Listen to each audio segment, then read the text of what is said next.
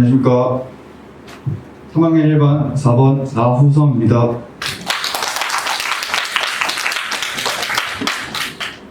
제가 발표할 주제는 한국 프로스포츠의 도핑 규제에 대한 제안입니다.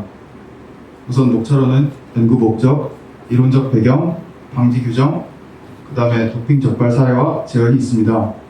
우선 연구 목적으로는 스포츠에서 승리 지상주의 풍토가 확대됨에 따라 많은 문제가 발생하고 있는데요. 승부 조작, 그리고 도핑이 대표적인 예시입니다. 그 중에서도 도핑은 우리와 매우 친숙한 주제인데요. 지난 2014년 박태환 선수의 충격적인 도핑 양성 반응으로 인천 아시안 게임에서 획득한 모든 메달을 박탈당했으나 올해 초 롯데 송승준 선수는 금지 약물을 소지했다는 혐의로 72경기 출전 정지 징계를 받았습니다.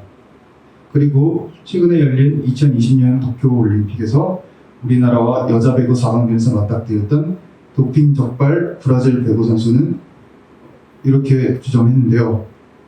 그렇다면 약물을 하면 모든 명예와 돈이 날아가는데도 왜 선수들이 계속 그런 행위를 계속하는지 알아보고 싶어 이번 연구를 진행하게 되었습니다. 이번 연구의 목적은 한국 프로스포츠에서 계속 발생되는 도핑과 그 규제 방안을 미국 스포츠와의 비교로 하여금 해결 방안을 제시하는 데 있습니다. 그래서 연구는 제안점은 미국에는 수많은 프로리그가 존재하지만 그 중에서도 메이저리그에 해당하는 프로야구, 그 다음에 프로농구, 그리고 프로축구, 아이스하키, 미식축구로 그 범위를 제한하였습니다. 역시 한국도 한국 프로스포츠 협회에 등재된 야구, 축구, 농구, 배구, 그리고 골프로 그 범위를 제한했습니다. 우선 이론적 배경으로는 도핑이라는 말의 어원은 아프리카의 카파르 부족이라는 부족에서 사냥이나 제천 의식을 하기 전 사용되었던 그런 흥분을 돋아주는 도프라는 약물에서 비롯되었다고 합니다. 그래서 이러한 도프가 도핑이 되었으며, 도핑은 그렇게 오래전부터 지속된 것이 아니라 1920세기 중반에 과학기술이 발전함에 따라서 선수들의 그런 신체 능력 향상에 대한 그 약물들이 보급되기 시작합니다. 그래서 초반에는 그런 효과가 미미한 수준이었고 따라서 부작용도 그렇게 크지 않았습니다. 하지만 1960년도 로마 올림픽에서 사이클 선수가 경기 도중 약물 과다 복용으로 사망, 그리고 투르드 프랑스라는 유명한 그런 자전거 대회에서 역시 약물 과다 복용으로 사망을 하였고, 이에 따라 IOC는 그레노플 동계올림픽에서 처음으로 약물 검사를 실시하게 됩니다. 그리고 1999년 국제협의에 따라서 월드 안티 도핑 에이전시라는 세계 반도핑 기구를 설립하게 이릅니다. 그렇다면 도핑을 하면 안 되는 이유는 무엇일까요? 그리고 선수들은 왜 계속 도핑을 하게 되는 것일까요? 도핑의 목적은 사실상 신체 능력을 향상을 하여서 선수들의 신체 능력 향상으로 하여금 돈을 많이 받거나 아니면 사회적 지위를 받는 데 있습니다. 하지만 이런 행위가 금지되는 이유는 그런 도핑 행위를 해서 정당한 노력을 한 선수들의 그런 기회와 자리를 박탈하기 때문입니다. 또한 올림픽에서 추구하는 페어플레이 정신에도 위배되기 때문에 도핑 행위는 금지되어야만 합니다. 그렇다면 이제는 와다에서 매년 발표하고 있는 도핑 방지 규정에 대해 알아보겠습니다. 우선 도핑은 금지 약물 복용, 산소 운반 능력 향상, 그 다음에 유전자 도핑, 금지 약물 사용 은폐를 위한 부정거래 등을 포함한 모든 행위를 통틀어서 도핑이라고 합니다. 그래서 와다에서는 그런 금지 약물을 4가지 종류로 분류하는데요. 첫 번째는 상시 금지되는 약물입니다. 우선 첫 번째로 비승인 약물이 있는데요. 이는 각국 보건협회에서 보건단체에서 승인하지 않은 모든 약물을 포함합니다. 두 번째로는 동화작용제가 있는데요. 이름만 들으면 좀 생소하실 수 있지만 이것의 단적인 예가 아나볼릭 스테로이드입니다. 이것은 근성장을 촉진하는 역할을 하는 그런 것으로서 선수들의 근력 향상에 도움을 줍니다. 두 번째는 세 번째는 펩티드 호르몬 성장인자 관련 약물 및 유사제입니다. 이것의 예시는 성장 호르몬이 있는데요. 성장 호르몬을 먹어서 몸에 투입해 기록 향상을 추구하는 데 사용됩니다. 그다음에 세 번째로는 베타2 작용제인데요. 이것은 우리 세포에는 베타 효용체라는 그런 물질이 있습니다. 근데 이 베타2 작용제는 그 베타 수용체를 활성화시켜가지고 심혈관계의 확장을 이루어 더 많은 산소 섭취에 효과적으로 사용될 수 있습니다. 그다음 네 번째는 호르몬 및 대사 변조제인데요. 이거는 여성 선수가 남성 호르몬을 몸에 주입하는 등의 그런 행위를 뜻합니다. 마지막으로 이뇨제 및 임페제인데요. 도핑 검사에서 하는 검사는 여기에 나온 모든 약물들을 검사하는 것입니다.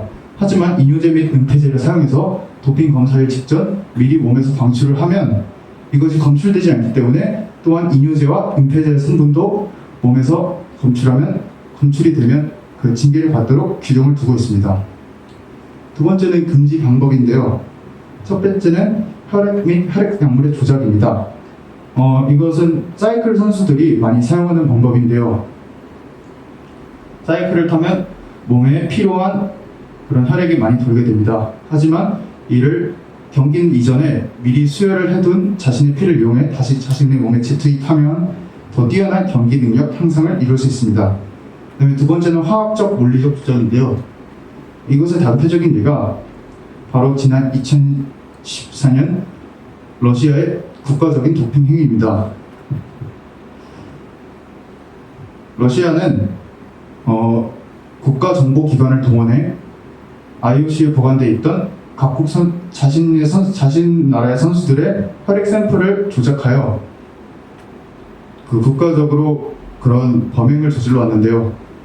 이런 예시들을 화학적 물리적 조작이라고 하고, 세 번째는 유전자 및 세포 도핑입니다. 여기서는 유전자의 조작을 가해서 기록 향상을 추구합니다. 세 번째 종류는 경기 시간 중 금지 약물인데요. 아까 첫 번째는 상시 금지되는 약물로 어떠한 경우에서도 복용을 하면 안 되는 약물이었습니다. 하지만 이번은 경기 시간을 제외하고는 복용을 해도 되지만 경기 시간 중에는 절대 복용을 하면 안 되는 약물입니다. 대표적인 게 흥분제, 그다음에 마약, 카니비노이드라는 것이 있는데 이것은 다른 말로 마리화나라고 하고 대마초라고도 합니다. 아홉 번째가 글루코코르티코이드인데 이것은 스테로이드의 일종입니다. 하지만 아까 말씀드렸던 아나볼릭 스테로이드는 근성장을 촉진하는 반면 이것은 그 본래의 스테로이드로 그러니까 아나볼릭 스테로이드와 반대되는 역할을 합니다. 그렇다면 이것이 왜 금지 약물이냐면 이것은 선수들의 체중을 조절하는 다이어트제나 혹은 그런 용도로 사용될 수 있기 때문입니다. 마지막으로는 특정 스포츠 금지 약물인데요. 이것은 특정한 스포츠에서만 금지되는 약물입니다. 이것은 베타 차단제로 아까 말씀드렸던 그 베타2 작용제와 반대되는 역할을 하는데요. 베타2 작용제는 그것을 활성화시키는 역할을 했다면 이것은 그 역할을 차단하는 역할을 합니다. 그래서 활성화시킬 때는 심혈관계를 확장해서 산소 공급을 원활하게 하지만 이것은 심혈관계를 축용시켜 그 심장 박동을 느리게 뛰게 하면서 몸에 차분한 그런 상태를 유지해주게 합니다. 그래서 이 특정 스포츠로는 양궁과 사격 등이 있습니다. 이제는 한국과 미국의 프로스포츠에서 도핑 적발 사례를 비교하여 해결 방안을 제시할 것인데요. 첫 번째로는 한국입니다. 우선 한국 야구는 16명으로 우리나라 프로리그 중 가장 많은 사람이 약물 도핑에 적발이 되었는데요. 그 이외에도 축구, 그 다음에 농구에서 2명, 그리고 배구에서 1명으로 야구를 제외하면 그다지 적발된 수가 없는 우리나라 스포츠였습니다. 하지만 전에 보면 여기에 나왔던 이 축구의 강수일, 그 다음에 배구의 곽유하 선수, 그리고 2015년에 이렇게 2명의 선수가 이 금지 약물 복용으로 적발이 되었는데요. 이를 계기로 문체부에서는 카다와 대한민국 프로스포츠와의 협약을 통해서 도핑 방지 규정을 강화하는 규정을 제정했습니다. 그 다음 사례는 미국의 프로스포츠인데요. 첫 번째로는 야구입니다. 이것은 미국 프로야구의 통산 홈런 순위인데요. 이 선수들은 도핑 적발이 실제로 발견된 선수들입니다. 그리고 이 선수들은 도핑 적발을 스스로 인정하거나 시인한 선수들입니다. 보통 홈런 500개를 넘으면 야구에서 명예의 전당이라는 곳에 입성될 가능성이 매우 높아지는데 그중 절반 이상이 약물을 복용했다는 것을 보아서 미국 야구에는 약물과 때려야 뗄 수 없는 역사를 가지고 있었습니다. 하지만 이러한 여러 스캔들 이후 미국 야구는 처벌 규정을 강화하여 그 수를 점차 줄여나가고 있습니다. 두 번째는 NBA인데요. NBA는 아까 말한 그 경기력 향상 약물보다는 그 경기 중 금지되는 약물이었던 마약과의 밀접한 관련이 있었습니다. 이 명단은 1986년 NBA 드래프트의 상위 10명의 선수들입니다.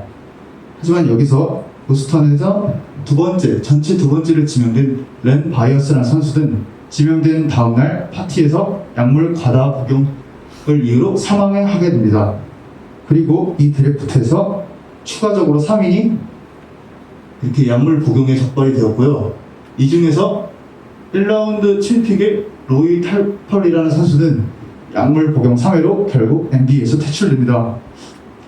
결국 NBA는 이렇게 한 드래프트에서 상위 10명의 픽 중 4명의 선수들이 약물에 적발되는 사건이 발생했고 이로 인해 선수 수급에 문제가 생기게 되자 약물 금지 방안을 강화하게 됩니다.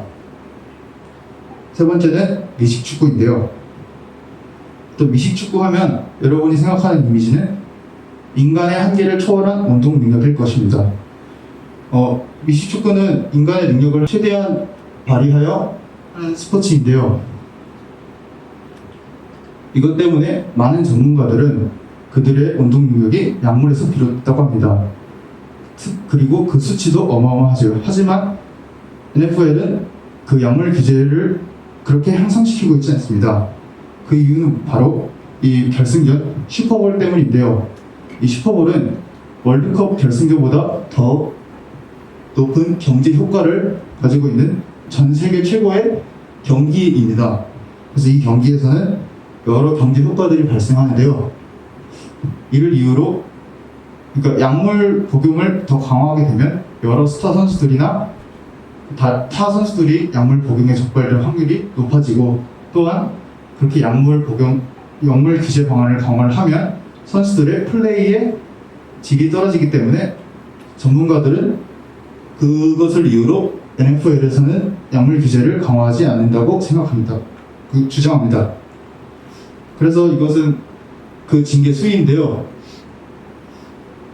일단은 정규리그 경기 수가 정해져 있는 우리나라 리그에서는 첫 번째 걸릴 시 총 경기 수의 50%, 두 번째는 100%, 세 번째는 영구 출전 정지의 징계를 하고 있습니다.